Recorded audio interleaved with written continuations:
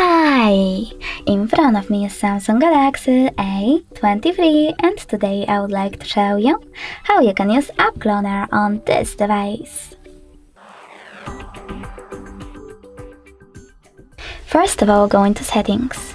Now you need to click on Advanced Features over here and then select Dual Messenger at the bottom.